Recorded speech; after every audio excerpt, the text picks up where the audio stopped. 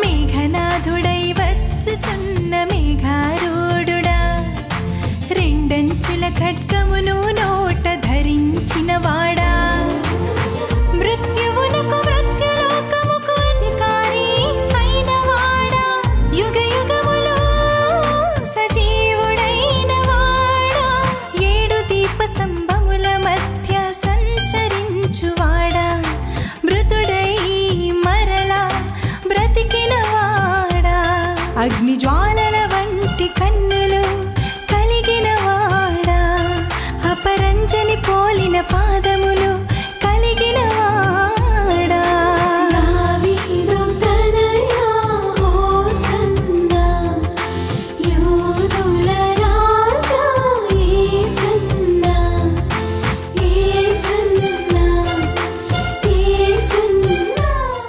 యేసు నామంలో మీకు శుభములు సమృద్ధిగా కలుగునుగాక. మధురం నీ వాక్యం అనే కార్యక్రమానికి స్వాగతం. ఈరోజు మనం యెరూషలేము వైభవ చరిత్ర అనే అంశం 30వ భాగం ధ్యానించుకుందామండి.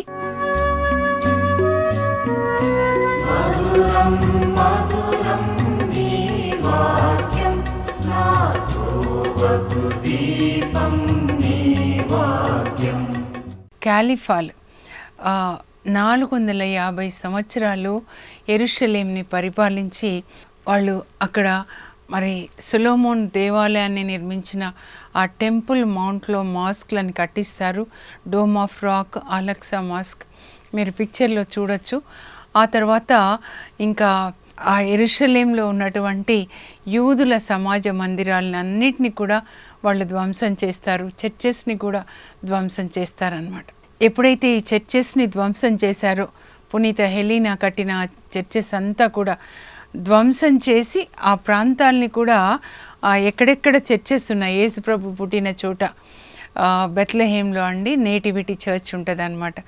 నజరేతులో తిరుకుటుంబం జీవించిన చోట అక్కడ ఒక చర్చ్ అనమాట, చర్చ్ ఆఫ్ అనన్సియేషన్. గెత్సెమనీలో ఒలీవ కొండ మీద చర్చ్, ఆల్ నేషన్స్ చర్చ్. మరి యేసుప్రభుని సిలువ వేసిన చోట కల్వరి కొండ మీద చర్చ్. అన్నిటినీ కూడా కూలగొట్టి ఆ స్థలాల్ని ఆక్రమించుకుంటారు. అప్పుడు పాపుగారు ఏం చేస్తారంటే, రోమ్ నుంచి పాపుగారు తన సైన్యాన్ని పంపిస్తారండి.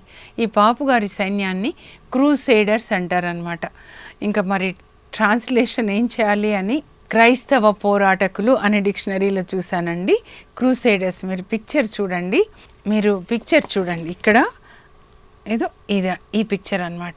వాళ్ళ డ్రెస్ ఏంటంటే పెద్ద సిలువ ఉంటుంది అనమాట వాళ్ళు వేసుకున్న డ్రెస్ మీద. అక్కడ పాపుగారి దగ్గర ఆ పాపుగారి సైన్యము వాగ్దానం చేస్తారండి పాపుగారితో. ఏంటి అంటే, పరిశుద్ధ తండ్రి గారితో, మన చర్చెస్, మన పుణ్యస్థలాలు ఏవైతే క్రైస్తవ పుణ్యస్థలాల్ని వీళ్ళు ఆక్రమించుకున్నారో వాటిని మాత్రమే మేము మళ్ళా తిరిగి ఆక్రమించుకుంటాము, అందుకొరకే మేము వెళ్తున్నాము అని అక్కడ వాగ్దానం చేసే రోమ్లో. అక్కడి నుంచి వాళ్ళు మరి ఇక్కడ వచ్చేస్తారండి. యెరూషలేంకి వచ్చి ఎట్లా యుద్ధం చేస్తారంటే, హోరీగా యుద్ధం చేసి వాళ్ళు ఏం చేస్తారంటే, ఈ ముస్లిమ్స్తో పాటు మరి యూదులను కూడా ఊచకోత కోసి చంపేస్తారంటండి. చాలా దారుణంగా మాసకార్ చేస్తారని ఉంటుందన్నమాట. ఇంకా ఏం చేస్తారంటే, వాళ్ళు ఈదుకుంటూ వస్తారంటండి రోమ్ నుంచి. ఇంకా గుంపులుగా అనమాట. క్రూసేడర్స్ అంటే అంతా అట్లా. ఇంకా వాళ్ళు ఆక్రమించుకొని, క్యాలిఫ్స్ దగ్గర నుంచి ఆక్రమించుకొని యెరూషలేం సామ్రాజ్యము, కింగ్డమ్ ఆఫ్ జెరూసలేం అని పేరు పెడతారండి. 86 సంవత్సరాలు మరి యెరూషలేంని వాళ్ళు పరిపాలిస్తారనమాట. ఇంకా వాళ్ళు ఏం చేస్తారంటే, ఆ చర్చెస్ అన్నీ మొత్తం ఇంకా యెరూషలేం వీళ్ళ ఆధీనంలోకి వచ్చింది కదండి. పునీత హెలీనా గారు కట్టించిన మొదటి చర్చ్ అనమాట, శాంటాక్రస్, పరిశుద్ధ సిలువ. దాన్ని మళ్ళా తిరిగి కట్టించి దాని పేరు చర్చ్ ఆఫ్ హోలీ సెపల్కర్ అంటారండి. ఇప్పుడు మీరు వెళ్తే పరిశుద్ధ సమాధి, చర్చ్ ఆఫ్ హోలీ సెపల్కర్ అనమాట. మీరు అన్నీ ఇవి గూగుల్లో చూడండి, చాలా బాగుంటుంది. ఈ క్రూసేడర్స్ పరిపాలన తర్వాత మళ్ళా మహమ్మదీయులు దాడి చేస్తారండి 1187లో అనమాట. దాడి చేసినప్పుడు ఈ సలాడిన్ నాయకత్వంలో, సలాడిన్ అనే సుల్తాన్ నాయకత్వంలో మరి మరలా మహమ్మదీలు ముస్లిమ్స్ దాడి చేస్తారు. అయితే ముస్లిమ్స్ యుద్ధం చేస్తూ ఉంటారు, క్రూసైడర్స్ కూడా యుద్ధం చేస్తారు. క్రూసైడర్స్ కూడా పూర్తిగా పట్టు వదలరు అనమాట.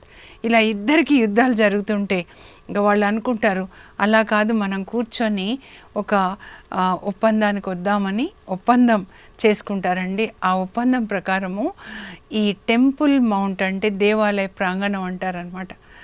ఆ ప్రాంగణంలో 2 dome of rock, Al-Aqsa mask ఉన్నాయి కదా, అది ముస్లిం స్వాధీనంలో ఉండేటట్లు, ఇంకా మిగిలిన యెరూషలేం నగరం అంతా కూడా క్రూసైడర్స్ స్వాధీనంలో ఉండేటట్లు అనమాట.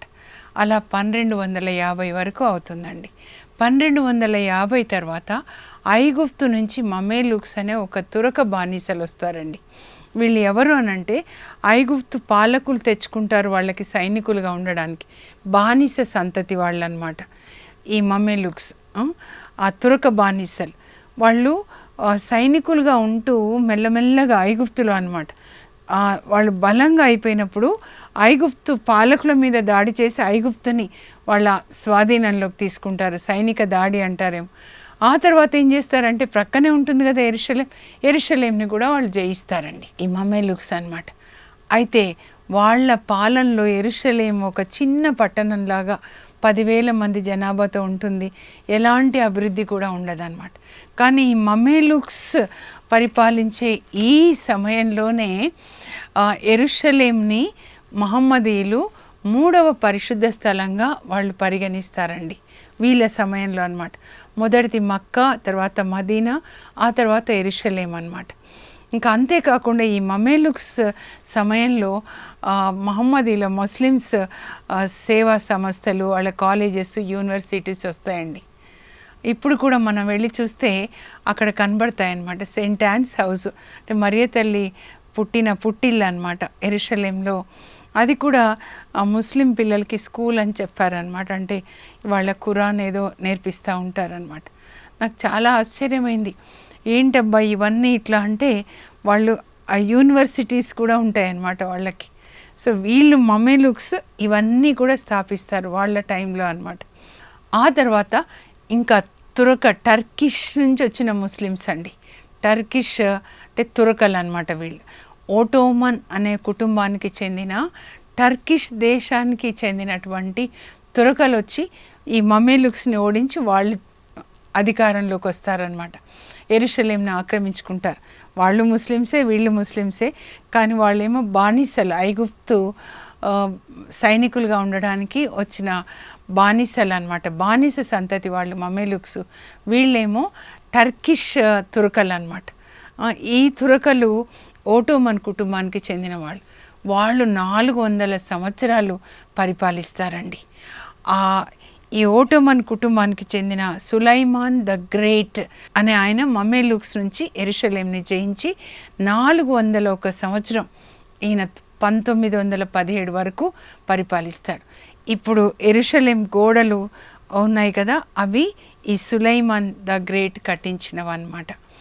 ఇంకా వీళ్ళ చేతిలో నుంచి బ్రిటిష్ వాళ్ళు ఆక్రమించుకుంటారండి. 1917లో బ్రిటిష్ జనరల్, అప్పటి జనరల్ అలెన్బీ అనమాట, బ్రిటిష్ జనరల్ అలెన్బీ మహాసైన్యంతో యెరూషలేంలోకి అడుగు పెడతాడు. ఆయన అడుగు పెట్టగానే వీళ్ళు లొంగిపోతారనమాట. యుద్ధం చేయకుండానే ఆయన యెరూషలేంని ఆక్రమించుకుంటాడంట. అంత బలవంతుడంట. బ్రిటిష్ జనరల్ ప్రవేశించారనగానే ఓటోమన్లు లొంగిపోయి అధికారాన్ని సరెండర్ చేస్తారనమాట. అప్పుడు ఆయన ఎప్పుడైతే గెలుస్తాడో, ఆక్రమించుకుంటాడో, వాళ్ళు ఓటోమన్లు సరెండర్ అయిపోతారో అప్పుడు ఆయన అక్కడ ఒక విక్టరీ మాన్యుమెంట్ అన్నమాట, బ్రిటిష్ వాళ్ళ విక్టరీ విజయ స్తంభాన్ని పాతుతారంటారు కదా, నాటుతారని అక్కడ నాటాడనమాట. ఆ యెరూషలేంలోనికి ఎంటర్ అయ్యే ఆ ద్వారం దగ్గర అన్నమాట. ఇప్పటికి కూడా ఆ మాన్యుమెంట్ ఉంటుందండి. యెరూషలేం ఎంటర్ అవుతుంటే ఈ అలెన్బీ నాటినటువంటి విక్టరీ మాన్యుమెంట్ బ్రిటిష్ వాళ్ళ మాన్యుమెంట్ అన్నమాట. ముందుగా ఈయన ఇక్కడికి వచ్చిన తర్వాత యెరూషలేంని ఆయన ఏమని పిలుస్తాడంటే పాలస్తీనా దేశం అని పిలుస్తాడండి, ఇజ్రాయెల్ దేశాన్ని అన్నమాట. ఫస్ట్ పాలస్తీనా దేశం, ప్యాలెస్టీన్ అని పిలిచింది ఈయన అనమాట. అసలు టర్మ్ ఎట్లా వచ్చింది ప్యాలెస్టీన్ అనేది. అయితే బ్రిటిషర్స్ రాగానే పెద్ద పెద్ద రోడ్స్ అండి, పెద్ద పెద్ద గవర్నమెంట్ ఆఫీసెస్, మంచి ఇండ్లు అనమాట, చాలా డెవలప్మెంట్ వస్తుంది. ఓటోమన్స్ టైంలో కానీ మమేలుక్స్ టైంలో కానీ ఎలాంటి డెవలప్మెంట్ ఉండదు. కానీ వీళ్ళు వచ్చిన తర్వాత బ్రిటిషర్స్ కదా, వాళ్ళ కల్చర్ అనమాట. ఇప్పటికీ చూస్తే కూడా వీళ్ళు ఇజ్రాయెల్ ప్రజల అని అనిపిస్తుంది. బ్రిటిష్ కల్చర్, వాళ్ళ డ్రెస్సింగ్లో కూడా అలా ఉంటారనమాట. ఇప్పుడు మనకు కూడా బ్రిటిష్ కల్చర్ ఎంత వచ్చింది, వాళ్ళ లాంగ్వేజ్ అట్లా కదా, వీళ్ళకి కూడా అలాగే అనమాట. కానీ చాలా డెవలప్ అయిపోతుంది. అలా ఇది బాహ్యంగా డెవలప్ అవుతుంది, మంచి బిల్డింగ్స్ వచ్చేసాయి, హౌజెస్ వచ్చాయి, రోడ్స్ వచ్చాయి. కానీ ఇంటర్నల్గా మరి యూదులకి అరబ్బులకి యుద్ధం జరుగుతూ ఉంటుందండి. అప్పుడు యునైటెడ్ నేషన్స్ వాళ్ళు ఏం చేస్తారంటే, వీళ్ళకి ఇట్లా పోట్లాడుకుంటున్నారు యూదులు అరబ్బులు అబ్బా అబ్బా అని 1947లో యునైటెడ్ నేషన్స్ ఈ ఇజ్రాయెల్ దేశాన్ని అరబ్బులకి యూదులకి మధ్యలో వాళ్ళు పంచిస్తారండి. ఇచ్చేసి మరి ఈ యెరూషలేం పట్టణం ఉంది కదా, దాన్ని మాత్రము తూర్పు వైపు అరబ్బులకి ఇచ్చేసి పడమర వైపు యూదులకి ఇస్తారనమాట. ఇంకా ఆ తర్వాత 1948 అండి, ఇది టర్నింగ్ పాయింట్ అన్నమాట. బ్రిటిష్ వాళ్ళు వెళ్ళిపోతారు, బ్రిటిష్ జెండా దించేసి ఈ ఇజ్రాయెల్ దేశాన్ని పూర్తిగా యుఎన్కి అప్పగించి వాళ్ళు వెళ్ళిపోతారు. అప్పుడు ఇంకా వీళ్ళు పంచి పెట్టారు కదండి ఇద్దరికి కూడా, అరబ్బులకి మరి ఇజ్రాయెల్ వాళ్ళకి.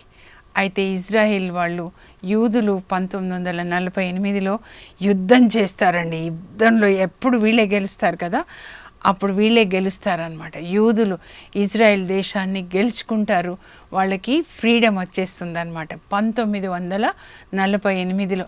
అదే యేసు ప్రభు చెప్తారు మత్తయి సువార్త 24:32లో, అంజూరపు చెట్టు చిగురించుటను మీరు చూచినప్పుడు ఆయన వాకిటనే ఉన్నాడని మీరు గ్రహించండి. 1948లో ఇజ్రాయెల్ దేశాన్ని వాళ్ళు పట్టుకొని వాళ్ళు జయించి వాళ్ళ జెండా ఎగరేస్తారు. ఇప్పుడు మీరు చూస్తారు కదా, వాళ్ళ ఫ్లాగ్లో డేవిడ్ స్టార్ ఉంటుంది అన్నమాట. కానీ మరి యెరూషలేం మాత్రం వాళ్ళు ఇటువైపు తూర్పు వైపు వాళ్ళకి ఇచ్చారు, అరబ్బులకి పడమర వీళ్ళకి. తూర్పు వైపునే ఈ టెంపుల్ మౌంట్ ఇవన్నీ ఉంటాయి, పుణ్యస్థలాలు అన్నమాట. వాళ్ళు ఇంకా 67లో అండి, 1967లో 7 రోజులు యుద్ధం చేస్తారు. 7 days వార్ అంతే. 7 days యుద్ధం చేసి మొత్తం యెరూషలేంని వాళ్ళు జయిస్తారనమాట. సో వాళ్ళ ఆధీనంలోనికి యెరూషలేం కూడా వస్తుంది. అప్పుడు 67 నుంచి వాళ్ళు యెరూషలేంని వాళ్ళ క్యాపిటల్గా చేసుకుంటారు. వాళ్ళ పార్లమెంట్ భవన్ని నెసెట్ అంటారనమాట. సో అన్నీ కూడా అక్కడికి షిఫ్ట్ చేస్తారు. వాళ్ళకి పూర్తిగా ఫ్రీడమ్ వచ్చేస్తుంది అనమాట 67లో.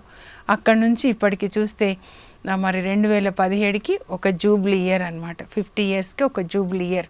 ఇంకా మేము 2007లో వెళ్ళాం కదండి, అక్కడ మాకు చూపించారనమాట ఒక చోట వచ్చేవాళ్ళకి, అన్ని దేశాల నుంచి తిరిగి వచ్చే వాళ్ళ కొరకు వాళ్ళు కొత్తగా గృహాలని కడుతున్నారు. మా గైడ్ చెప్పారు, ప్రతి సంవత్సరం మేము 10,000 ఇండ్లు కడతాము, అన్ని చోట్ల నుంచి ప్రజలు అన్ని దేశాల నుంచి తిరిగి వస్తున్నారు.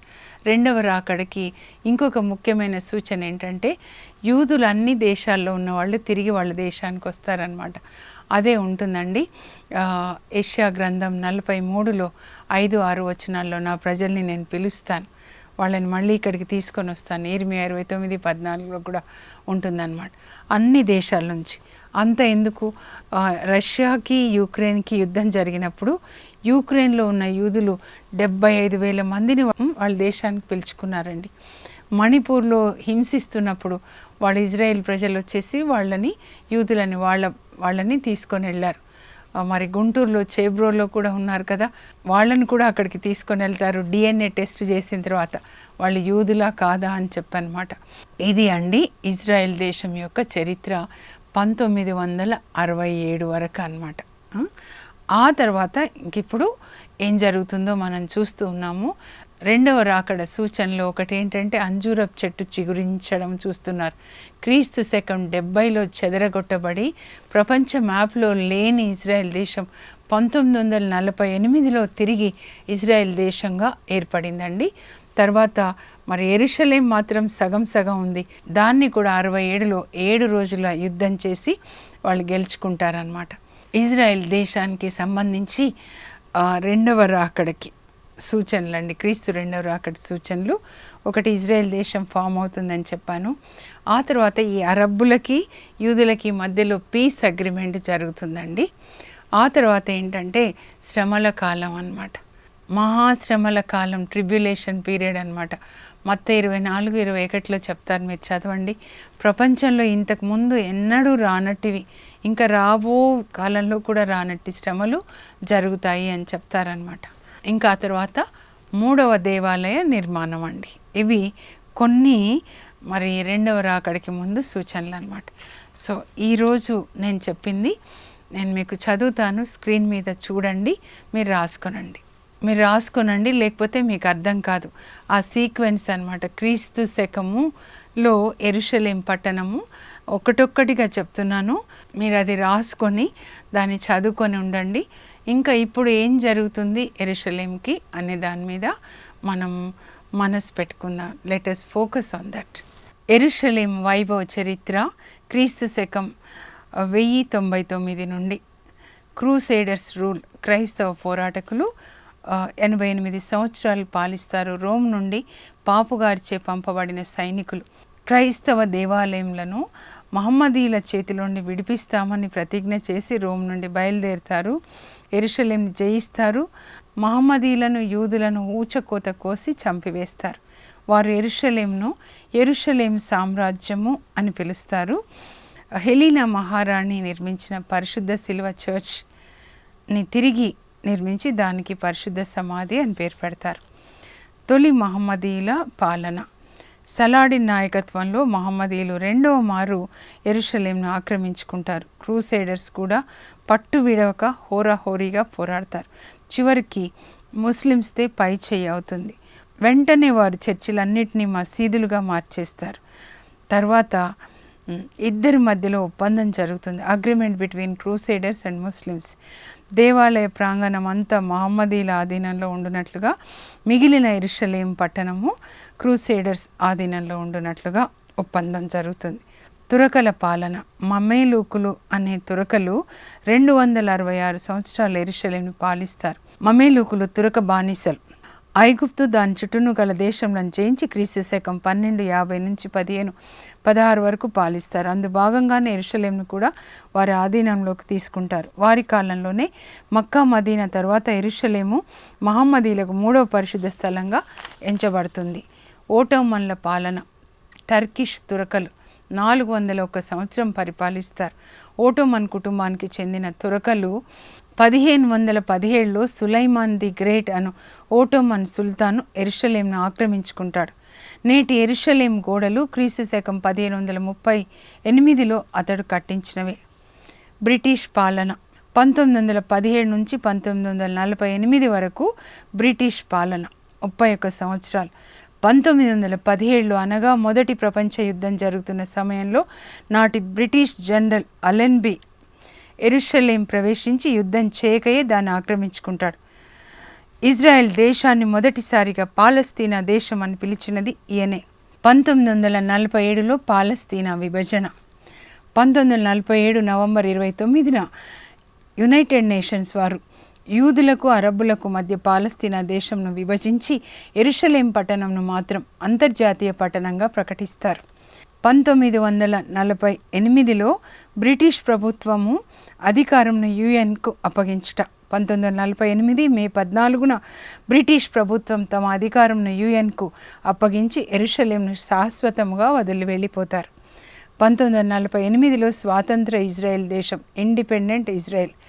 1948లో యూదులు యుద్ధం చేసి ఇజ్రాయెల్ దేశాన్ని గెలుచుకుంటారు. కానీ యెరూషలేం నగరం యొక్క తూర్పు భాగం మాత్రం అరబ్బుల చేతిలో ఉండగా పడమర భాగము యూదుల చేతిలో ఉంటుంది. అంజూరపు చెట్టు చిగురించినది. యేసుప్రభు ప్రవచనము నెరవేరింది. 1967లో 7 రోజుల యుద్ధం, 7 days war in 1967. 1967లో యూదులు 7 రోజులు యుద్ధం చేసి తూర్పు యెరూషలేంను కూడా గెలుచుకుంటారు. యెరూషలేంను ముఖ్య పట్టణంగా ప్రకటిస్తారు. నాటి దేశ జనాభా యూదులు 10 లక్షలు, అరబ్బులు 1 లక్ష, క్రైస్తవులు 10,000. యూదులు ఇతర దేశంల నుండి తిరిగి స్వదేశంకు వచ్చుట, ఈ ప్రవచనాలన్నీ నెరవేరాయి. యెషయా 43, 5, 6 వచనాలు, జకర్యా 8, 7, 8 వచనాలు, ఇర్మియా 29, 14, ఎజెకియేలు 20, 34. ఇందులో యూదులు తిరిగి తమ స్వదేశానికి వస్తారని దేవుడు ప్రవచిస్తాడు ఈ ప్రవక్తల ద్వారా. యేసు రెండవ రాకడకు సూచనలు, science of the end times. అంజూరపు చెట్టు చిగురించుట అంటే ఇజ్రాయెల్ దేశం ఫామ్ కావడం 1948లో. శాంతి ఒప్పందం, ఇజ్రాయెల్ అరబ్ దేశాల మధ్య యెరూషలేంలో శాంతి ఒప్పందం జరుగుతుంది. మహాశ్రమలు, ఇంకా ఎప్పుడూ లేనట్టి శ్రమలు వస్తాయి. 3వ దేవాలయ నిర్మాణం, construction of the third temple. యేసు రెండవ రాకడలో ఓలివ కొండపైకి దిగి వస్తారు. జకర్యా 14:4. యేసు ప్రభు పునరుత్థానుడైన తర్వాత ఓలివ కొండ మీద నుంచే పరలోకానికి వెళ్తారు. అపోస్తల కార్యాలు 1వ అధ్యాయంలో మనం చూస్తామన్నమాట. అలాగే ఓలివ కొండ మీదకే ఆయన దిగొస్తారని జకర్యా 14:4లో రాయబడి ఉంది. ఈ సూచనలన్నీ కూడా మనం చూస్తున్నాం యేసు ప్రభు రెండవ రాకడ కనుక మనము ఆయన రెండవ రాకడ కొరకు సిద్ధపడదాం. పరలోకపు మా తండ్రి, మీ పరిశుద్ధ నామమునకు స్తోత్రం కలుగును గాక. మరి ఆది గ్రంథం నుంచి ప్రభా యెరూషలేం రక్షణ ప్రణాళికలో ఎలా ముఖ్య పాత్ర వహించిందో ఇప్పటి వరకు మేము తెలుసుకున్నాం. అలాగే మీరు ఆ యెరూషలేంలోనే ప్రభా ఒలీవ కొండపైకి రెండవ రాకడలో తిరిగి వస్తారని రాయబడి ఉంది. మీ రెండవ రాకడ కొరకు క్రొత్త పెళ్లి కూతురు క్రొత్త పెళ్లి కొడుకు కోసం ఎదురు చూసినట్లుగా ఎదురు చూసే కృపని, సిద్ధపాటుని మాకు దయచేయండి. యేసు నామంలో అడుగుచున్నాం తండ్రి, ఆమెన్. ఈ యెరూషలేం వైభవ చరిత్ర మీరు చదివితే మీకు బైబిల్ గ్రంథం ఇప్పటి వరకు అర్థమవుతుందండి. ఆది గ్రంథం నుంచి మరి 4 సువార్తలు అన్నమాట. ఇంకా ప్రకటన గ్రంథంలో పరలోక యెరూషలేం గురించి కూడా రాయబడి ఉందన్నమాట. కనుక మరొకసారి మీరు చూడండి, చదువుకొనండి, యేసు ప్రభు కొరకు వేచి ఉండండి. నేను ఇప్పటి వరకు చెప్పింది యెరూషలేం వైభవ చరిత్ర 30 ఎపిసోడ్స్, ఈ 2 పుస్తకాల నుంచి చెప్పాను. ఇది మీరు చదివినప్పుడు రక్షణ ప్రణాళికలో యెరూషలేం యొక్క ప్రముఖమైన పాత్ర మీరు అర్థం చేసుకుంటారు, ఆది గ్రంథం నుంచి ప్రకటన గ్రంథం వరకు. కనుక ఈ పుస్తకం మీరందరూ తప్పకుండా చదవాలి. God bless you. Have a blessed day. For information, please contact us. Our address, Mrs. Jacinta Rani, 214 Pavani Estates, near St. Anthony's High School, Himayat Nagar, Street number 8, Hyderabad 29. మంచు జల్లు, ఇది మహిమ జల్లు, మంచు జల్లు.